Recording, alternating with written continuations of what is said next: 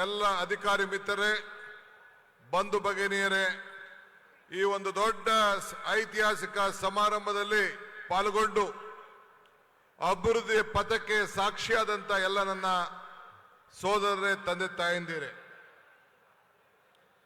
ಅಧಿಕಾರ ನಶ್ವರ, ಸಾಧನೆಗಳು ಅಜಾಮರ, ಆದರೆ ಮತದಾರನೇ ಈಶ್ವರ ಅಂತ ಹೇಳಿ ನಿಮ್ಮೆಲ್ಲರೂ ಕೂಡ 1 ಕೋಟಿ ನಮಸ್ಕಾರ ಹೇಳಬೇಕು, ಅಭಿನಂದನೆ ಹೇಳಬೇಕು ಅಂತೇಳಿ ನಾವೆಲ್ಲ ಇಲ್ಲಿಗೆ ಬಂದಿದ್ದೇವೆ. ತಾವೆಲ್ಲ ಕಲ್ಯಾಣ ಕರ್ನಾಟಕದ ಜನತೆ ಕಾಂಗ್ರೆಸ್ ಸರ್ಕಾರಕ್ಕೆ, ಕಾಂಗ್ರೆಸ್ ಪಕ್ಷಕ್ಕೆ, ಮಲ್ಲಿಕಾರ್ಜುನ್ ಖರ್ಗೆ ಅವರ ನೇತೃತ್ವಕ್ಕೆ, ಸಿದ್ದರಾಮಯ್ಯನವರ ಆಡಳಿತಕ್ಕೆ 6 ಜನ ಎಂಪಿಗಳನ್ನು ಕೊಟ್ಟು ಇಡೀ ದೇಶಕ್ಕೆ ಒಂದು ದೊಡ್ಡ ಸಂದೇಶವನ್ನು ಕಳಿಸ್ಕೊಟ್ಟಿದ್ದೀರಿ. ಅದಕ್ಕೆ ನಿಮ್ಮೆಲ್ಲರೂ ಕೂಡ 1 ಕೋಟಿ ನಮಸ್ಕಾರವನ್ನು ಅರ್ಪಿಸಲಿಕ್ಕೆ ನಾನು ಬಯಸ್ತಾ ಇದ್ದೇನೆ.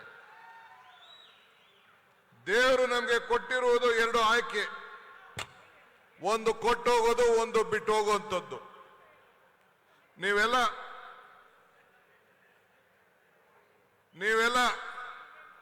ಎಷ್ಟು ದೊಡ್ಡ ಸಂಖ್ಯೆಯಲ್ಲಿ ಕಲ್ಯಾಣ ಕರ್ನಾಟಕದಲ್ಲಿ ನಮ್ಮ ಶಾಸಕರನ್ನು ಕೂಡ ಕೊಟ್ಟಿದ್ದೀರಿ. 140 ಜನ ಶಾಸಕರನ್ನ ಆಯ್ಕೆ ಮಾಡಿ ವಿಧಾನಸೌಧಕ್ಕೆ ಕಳಿಸ್ಕೊಟ್ಟಿದ್ದೀರಿ. ಕಳಿಸ್ಕೊಟ್ಟಂತ ಮೊದಲನೇ ದಿನ ನಿಮ್ಮ ಋಣವನ್ನ ತೀರಿಸುವಂತ ಕೆಲಸವನ್ನ ನಾವು ಮಾಡ್ಕೊಂಡು ಬಂದಿದ್ದೇವೆ.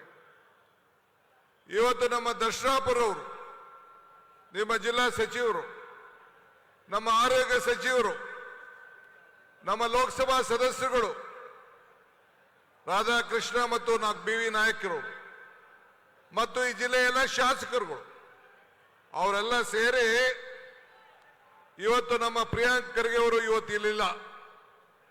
ಅಜಯ್ ಸಿಂಗ್ ರವರು ಕಲ್ಯಾಣ ಕರ್ನಾಟಕದ ಅಧ್ಯಕ್ಷ ಕೆಲಸ ಮಾಡ್ತಾ ಇದ್ದಾರೆ.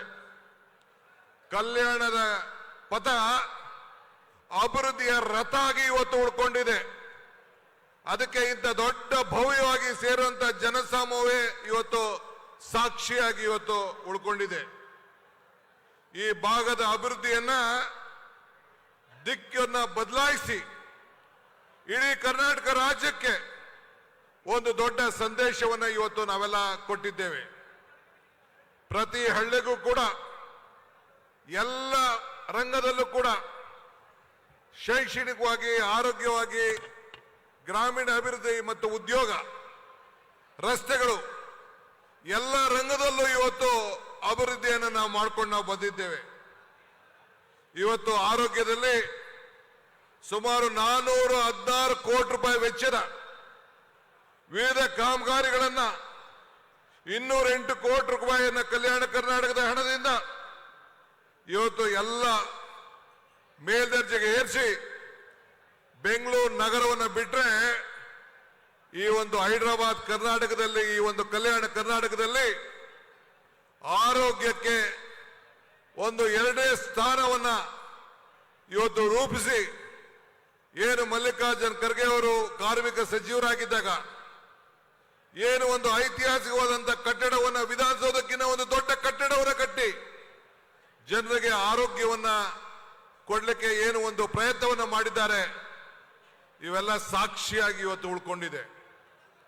ನಮ್ಮ ಜಿಲ್ಲೆಗಳಕ್ಕಿಂತ ಅತಿ ಹೆಚ್ಚು ಅಭಿವೃದ್ಧಿಯನ್ನ ಕಾಣಲಿಕ್ಕೆ ಇವತ್ತು ತಾವೆಲ್ಲ ನೋಡ್ತಾ ಇದ್ದೀರಿ.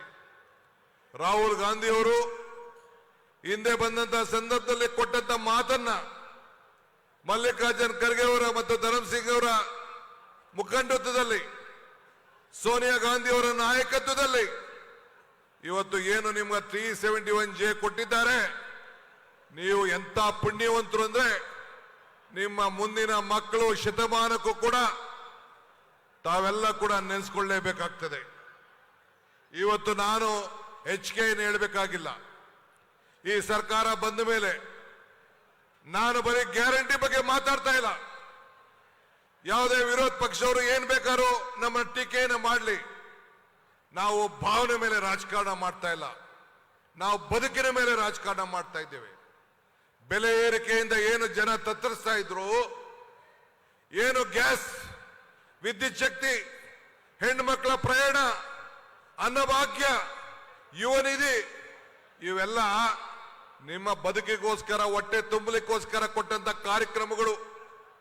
ಇವತ್ತು ಆರೋಗ್ಯ, ಇವತ್ತು UPA ಸರ್ಕಾರ ಮಲ್ಲಿಕಾರ್ಜುನ್ ಖರ್ಗೆ ಅವರು ಮನಮೋಹನ್ ಸಿಂಗ್ ರವರು ಮಂತ್ರಿಯಾಗಿ ಪ್ರಧಾನಮಂತ್ರಿಯಾಗಿ ಕೆಲಸ ಮಾಡ್ತಾ ಇದ್ದು ಕೊಟ್ಟಂತ ಕಾರ್ಯಕ್ರಮಗಳು, ಉದ್ಯೋಗ ಖಾತ್ರಿ ಇರ್ಬೋದು, ಉದ್ಯೋಗ ಶಿಕ್ಷಣ ಇರ್ಬೋದು, ಇವತ್ತು ಅರಣ್ಯದಲ್ಲಿ ಜಮೀನನ್ನ ಕಾಯಂ ಮಾಡಂತ ಇರ್ಬೋದು, ಯಾವುದೇ ಆಗಲಿ ಕಾಂಗ್ರೆಸ್ ಸರ್ಕಾರಗಳು ಬಂದಂತ ಸಂದರ್ಭದಲ್ಲಿ ಜನರ ಬದುಕಿಗೋಸ್ಕರ, ಹೊಟ್ಟೆ ಪಾಡಿಗೋಸ್ಕರ, ಗ್ರಾಮೀಣ ಪ್ರದೇಶದ ಜನರಿಗೆ ಸಾಮಾಜಿಕವಾಗಿ ಆರ್ಥಿಕವಾಗಿ ಶಕ್ತಿಯನ್ನು ಕೊಡುವಂತ ಕಾರ್ಯಕ್ರಮಗಳನ್ನು ರೂಪಿಸಿಕೊಂಡು ಕಾನೂನನ್ನ ತಿದ್ದುಪಡಿಯನ್ನು ಮಾಡಿಕೊಂಡು ನಿಮ್ಮ ಬದುಕಿನಲ್ಲಿ ಒಂದು ಬದಲಾವಣೆ ತರುವಂತ ಕೆಲಸವನ್ನು ನಾವು ಮಾಡ್ತಾ ಇದ್ದೇವೆ.